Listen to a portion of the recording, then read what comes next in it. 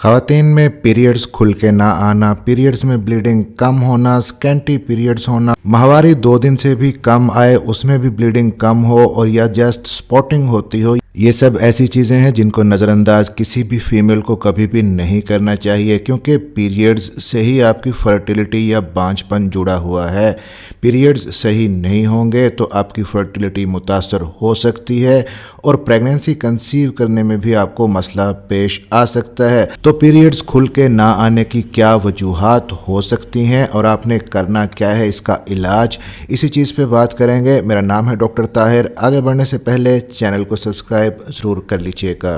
तो पीरियड्स के दौरान ब्लीडिंग कम होना या पीरियड्स खुल के ना आना, इसकी एक वजह हो सकती है मोरूसी जेनेटिक्स, यानी अगर आपकी फैमिली में मदर या सिस्टर्स में से किसी को कम ब्लीडिंग होती थी तो चांसेस हैं कि आपको भी माहवारी में ब्लीडिंग कम होगी। फिर ऐसी बच्चियां जो अभी 11 से लेकर 13 साल की उम्र में पहुंची हैं, अभी उनके पीरियड्स शुरू हुए हैं, तो पीरियड्स शुरू होने पे शुरू में आपको ब्लीडिंग कम हो सकती है। या ऐसी ख़वातीन जो 45 से लेकर 50 साल की एज में पहुंच गई हैं, पीरियड्स उनके बंद होने वाले हैं, मेनोपॉज आने वाला है, तो उनको भी माहवारी के दौरान कम ब्लीडिंग हो सकती है, पीरियड्स खुल के नहीं आएंगे, क्योंकि इन दोनों केसेस के अंदर आपके हार्मोन्स में तब्दीली आ जाती है। हार्मोन्स तब्दील होने की वजह से आपकी ओवुलेशन मुतासर होती है, आपकी जो यूट्रस है उसकी अंदर वाली लेयर जिसको एंडोमेट्रियम कहते हैं मोटी नहीं रहती, जिसकी वजह से आपको ब्लीडिंग भी कम होती है माहवारी के दौरान। कौन से हार्मोन हैं जिसकी वजह से आपको पीरियड्स के दौरान ब्लीडिंग कम हो सकती है, खुल के पीरियड्स नहीं आएंगे? उनमें एक इम्पॉर्टेंट हार्मोन है थायराइड हार्मोन। अगर ये आपके बॉडी के अंदर कम है तब भी पीरियड्स खुल के नहीं आएंगे। और दूसरा हार्मोन है प्रोलैक्टिन हार्मोन। अगर ये हार्मोन आपका बढ़ा हुआ है तब भी आपको पीरियड्स खुल के नहीं आएंगे। फिर अगर कोई खातून मनसूबाबंदी की गोलियां, फैमिली प्लानिंग की ओरल कॉन्ट्रासेप्टिव पिल्स ले रही हैं या उन्होंने कोई इंजेक्शन लगवाए हैं मनसूबाबंदी के, तब भी आपको पीरियड्स खुल के नहीं आएंगे।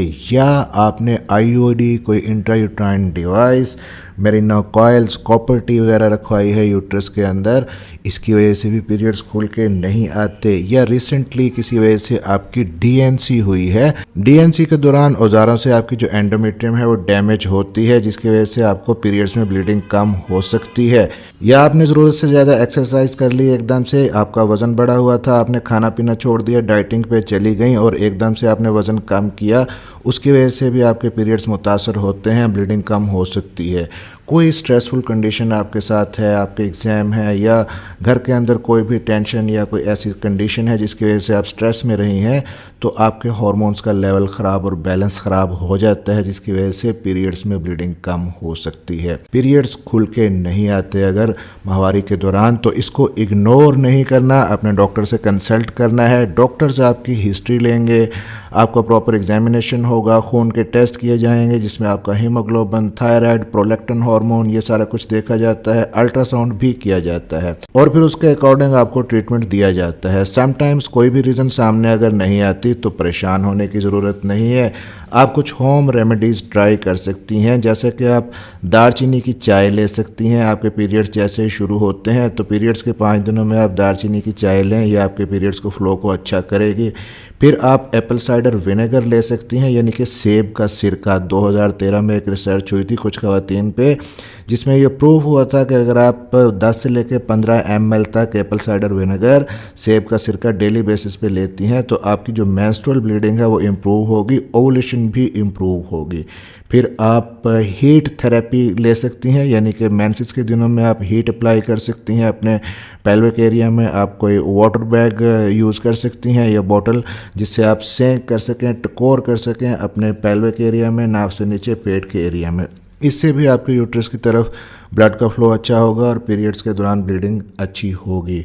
फिर आप पाइनएप्पल का इस्तेमाल कर सकती हैं पीरियड्स के दिनों में।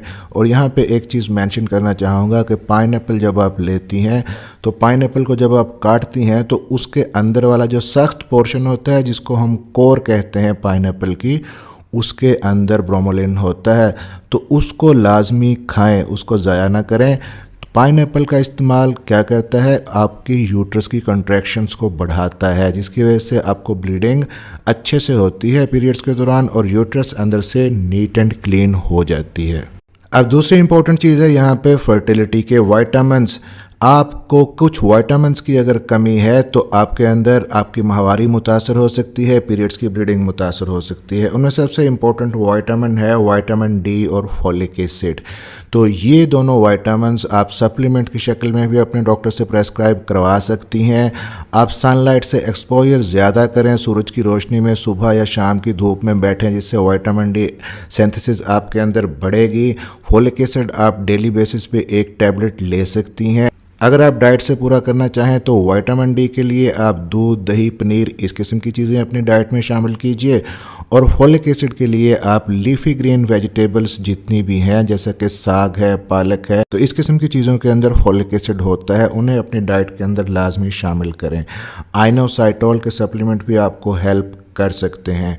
फिर इम्पॉर्टेंट चीज़ यहाँ पे है हीमोग्लोबिन। अगर आपकी एचबी ही कम है, आपके अंदर खून की कमी है, तो आपको ब्लीडिंग कम हो सकती है माहवारी के दौरान। तो अपनी एचबी को बढ़ाने के लिए आप आयरन के सप्लीमेंट अपने डॉक्टर से ले सकती हैं। डेली बेसिस पे उन्हें यूज़ करें, आपकी एचबी बढ़ेगी, ओवरऑल आपकी हेल्थ अच्छी होगी, तो मेंसेस के दौरान ब्लीडिंग और ब्लड फ्लो आपका अच्छा रहेगा। फिर अगर आपने बहुत ज़्यादा वेट गेन किया हुआ है तो अपने हेल्दी वेट को मेंटेन रखें।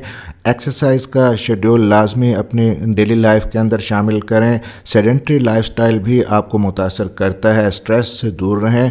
और अदरक को भी किसी न किसी शक्ल में अपनी डाइट के अंदर शामिल करें। आप अदरक की चाय भी ले सकती हैं, आप खाने में भी उसको यूज़ कर सकती हैं, आप सैलड के तौर पे भी अदरक यूज़ कर सकती हैं। जिंजर टी बहुत ज़्यादा हेल्प करती है मेंसेस को रेगुलेट करने में। अब यहाँ पे आपके एक और सवाल का जवाब भी देता चलूँ। कुछ व्यूअर्स ने बारहा ये पूछा है कि क्या पीरियड्स के दौरान सेक्स करने से, हम बिस्तरी करने से हमल ठहर जाता है, हमल ठहरने के चांसेस होते हैं, क्या ये सेफ़ है पीरियड्स के दौरान सेक्स करना? तो पहली चीज़, अगर हमल ठहर जाता है या नहीं, इस चीज़ पे बात करें तो मेंसेस के दौरान सेक्स करने से हमल ठहरने के चांसेस अगरचे बहुत ही कम होते हैं, क्योंकि उस टाइम पे ना तो एग होता है और ना ही आपकी एंडोमेट्रियम उस वक्त तैयार होती है हमल को कंसीव करने के लिए।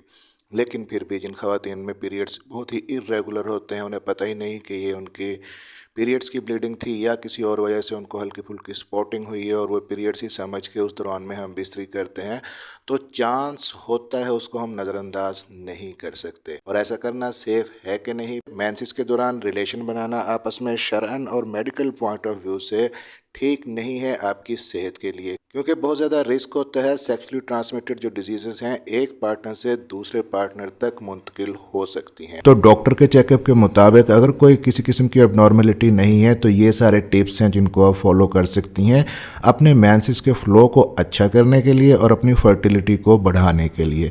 चैनल को सब्सक्राइब ज़रूर कर लीजिएगा और बेल नोटिफिकेशन ऑन कर लीजिएगा ताकि डॉक्टर हेल्पिंग हेल्थ की नई आने वाली वीडियो आप तक पहुँच सके। मिलते हैं अगले किसी वीडियो में, तब तक के लिए अपना ख्याल रखिएगा।